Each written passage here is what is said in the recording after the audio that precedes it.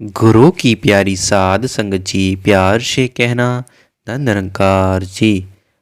आओ सत्संगत जी, दास आप जी के पावन चरणों में आज एक कहानी लेकर आया है जो इस प्रकार है कि जान गए जीवन हो जीने की कला। तो आओ सत्संगत जी, एक महापुरुष के पास एक बार एक सज्जन आए, नम्रतापूर्वक कहने लगे, महाराज तंग हो गया हूँ, लगता है जीवन दुखों का ही दूसरा नाम है।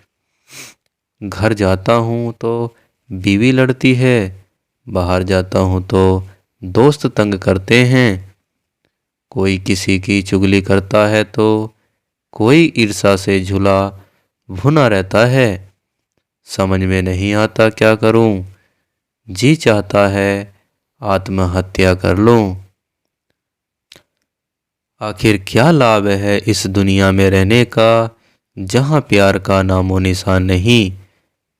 कहकर वह चुप हो गया, उसकी आंख में आंसू भी आ गए थे। तो सत्संग जी, महापुरुष बोले, भूखे आदमी से एक बार किसी ने पूछा कि 2 और 2 मिलकर कितने होते हैं। भूखा बोला कि 2 और 2 होते हैं 4 रोटियां। जिस प्रकार भूखे को हर चीज रोटी नजर आती थी, इसी तरह तुम्हें भी हर कहीं दुख ही दुख नजर आता है। घास पर ओस के कण चमक रहे थे। सुबह का वक्त था। एक कवि आया, वह मुस्कुरा रहा था। सुबह की शीतल हवा में उसको विचार उड़ रहा था। वह मुस्कुरा कर बोला, वहाँ मोती ही मोती पौधे के ऊपर चांदी के मोती। तभी सामने से एक और आदमी आया, उसके बाल उलझे हुए थे, कुर्ते पर सलवटें ही सलवटें थी, दाढ़ी बड़ी हुई थी और आंखें सुनी थी। देखते ही बोला, चलो एक और मिला मेरे जैसा, रात को आसमान भी रोया है मेरी तरह। सत्संग जी, वही घास थी, वही ओस थी। एक उन्हें चांदी के मोती कह रहा था तो दूसरा उन्हें आसमान की आंखों से टपके आंसू। आखिर फर्क कहाँ था? मैं तुम्हें बताऊं, फर्क उनके दृष्टिकोण में था। पहला खुश और दूसरा दुखी। सुखी से ओस को भी मोती समझा, दुखी ने ओस को भी आंसू समझा। फर्क सिर्फ दृष्टिकोण में था।